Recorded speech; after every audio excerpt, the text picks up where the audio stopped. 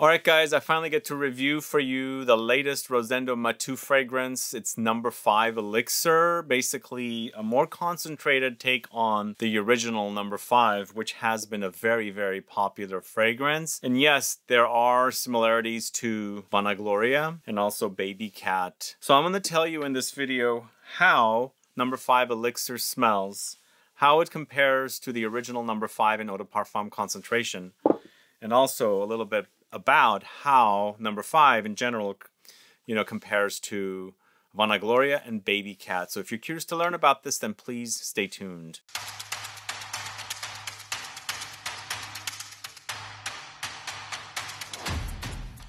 Thanks so much for tuning in. I'm Sebastian talking to you about Rosendo Mateu's number 5 Elixir. It launched late last year.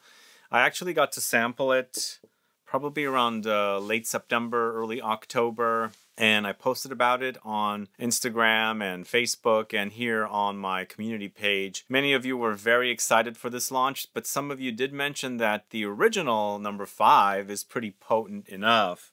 And you mentioned that an elixir wasn't needed. So the new elixir, number 5 elixir, is a 30% concentration. So it's very highly concentrated. And after wearing and testing it by its own and also comparing it to the original number 5, I can see why that you would think that the number 5 elixir might not be necessary, but those of us that enjoy these beast mode fragrances definitely will satisfy us who are fans of very intense fragrances.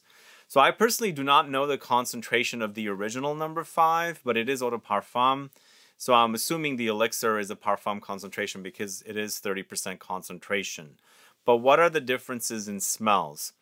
So when I was testing number 5, it for sure reminded me of the original. In fact, when I first previewed it during TFWA in Cannes, I thought it reminded me of the original, but it did feel like a lot more beefier, a lot more intense take on the original. But again, when I was testing them out, they're kind of close. But you'll notice them when you're really focusing on the differences that the number 5 does have more of a depth to it. And during the comparison process, you'll also notice that the number 5 does have a thinness about it. But I think number 5 on its own is pretty intense to begin with. So as I was saying, the number 5 elixir might not be necessary, but it will sure satisfy us folks that really love the more beast mode intense fragrances. So the number 5 elixir features notes of amber, caramel, leather, saffron, musk, spices, tonka, vanilla, carnation, jasmine, lily of the valley, and rose. So those are the notes that are credited for the number 5 elixir. And with the original number 5, there's amber, leather, musk, vanilla, caramel, jasmine, lily of the valley, and rose. So there's a little bit of a edited down notes breakdown for the original number 5 in comparison to the number 5 elixir. Some databases also said that it has strawberry as a note. And so I was testing these out and trying to find a strawberry note. While I did see something very faintly fruity, I didn't think it was strawberry, but there's a light fruity take on it, but it's hardly noticeable. So it doesn't really appear for me. So then what is number 5 elixir all about? It's basically the fragrance you love with a lot more depth to it. For sure, it's a lot of amber and a lot of caramel with vanilla. And for sure, it has the leathery, saffrony touches. And I feel like the number 5 elixir seems a bit more leathery, and the leathery touches are definitely more amplified for me in the number 5 elixir in comparison to the original number 5. And rewind back to when I first started speaking about the original number 5 back in around 2019 is when I first discovered it. I didn't really think of number 5 as a leather forward fragrance. Even though it had the ambery touches and the vanillic touches, the leather wasn't standing out as much to my nose. At least it wasn't that substantial. For me, it was a very floral take on a vanillic amber combo with hints of leather coming in. But with the elixir, now that I've been testing it out, the leather is definitely more in your face, and for sure it's starting to remind me of fragrances I'm very familiar with, like Vanagloria and Babycat. So those are my thoughts just by testing the fragrance out and wearing it. I've been going through it quite a bit. This is an elixir, it's highly concentrated, but I've been testing it quite a bit. I like its potency, but sometimes it can be a bit overwhelming and maybe kind of nose blinding, but it's super potent. And I wear my fragrances with more than normal sprays to begin with, so I end up smelling very smoky, sweet, and vanillic, and powdery, and of course leathery as well. But I really enjoy this profile. It's definitely one of my favorites, and I like the fact that now we have an elixir to decide with if we still want something a lot more potent than the original. But it's a great DNA. Rosendo Mateu, the perfumer who's now no longer with us, who's passed away. The brand is named after Rosendo Mateu,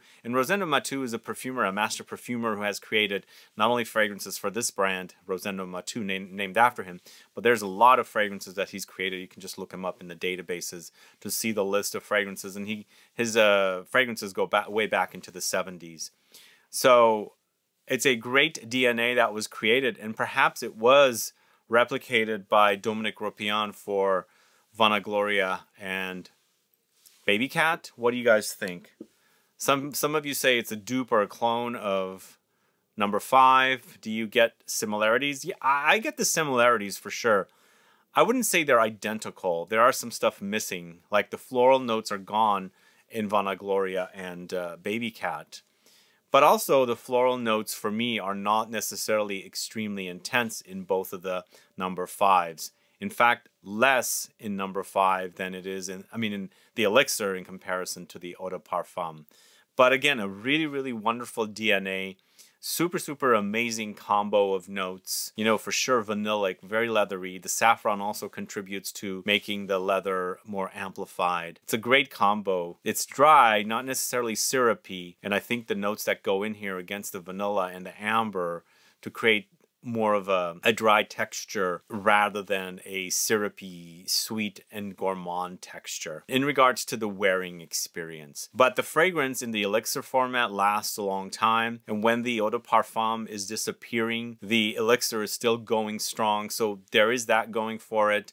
If you want the intensity and the longevity of a fragrance, and you love number 5 and maybe it wasn't performing as great for you, for me it performed a lot better. So it goes on and on and on when number 5 in eau de parfum was, you know, thinning away and like disappearing off the skin. Did so many tests of these fragrances just to make sure. The thing is, the number 5 is a, you know, concentrated take on the original DNA, but in regards to the smell, they smell very, very close. They're not smelling different from one another. So in this case, it's a flanker, but a more of a higher concentrated take on the original.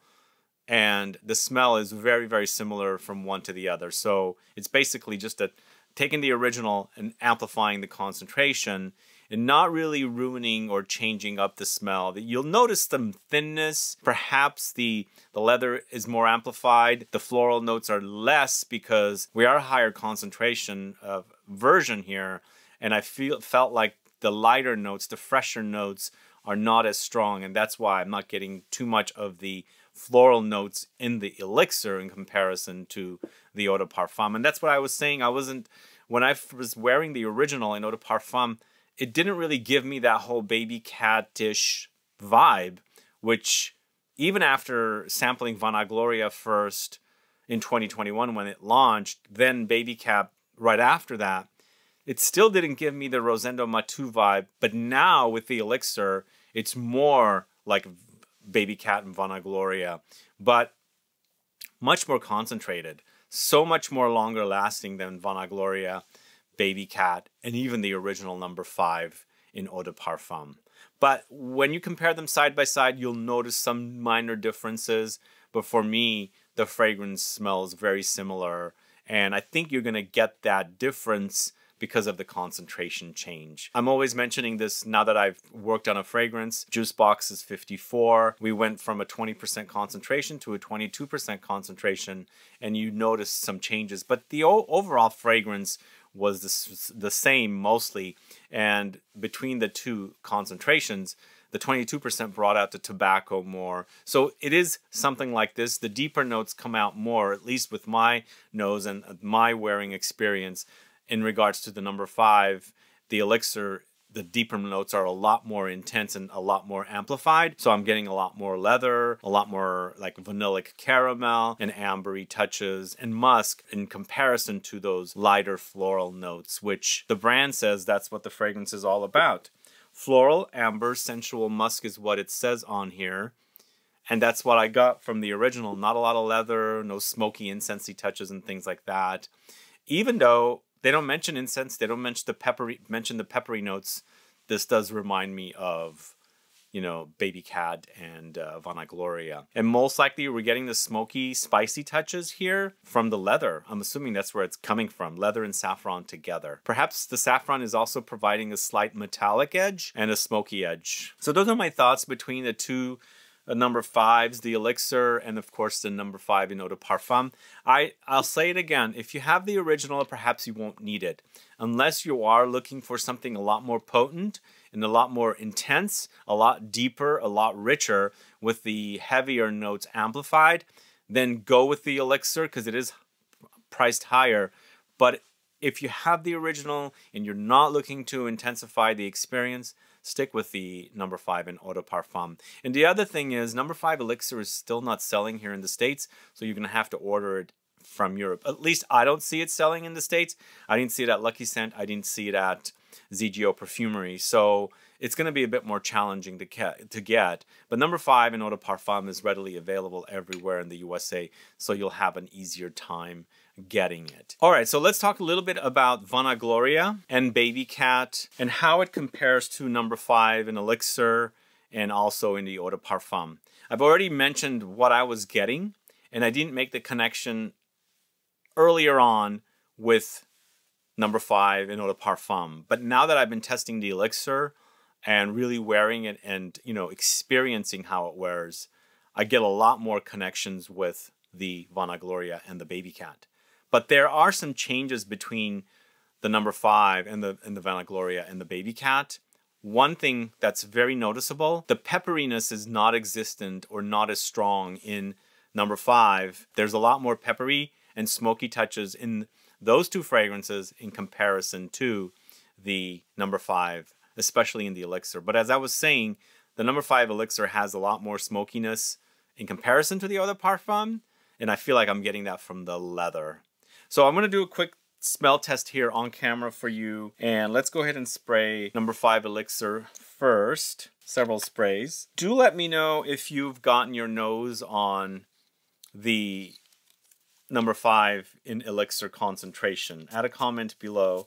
And also let me know if you are a fan of number 5.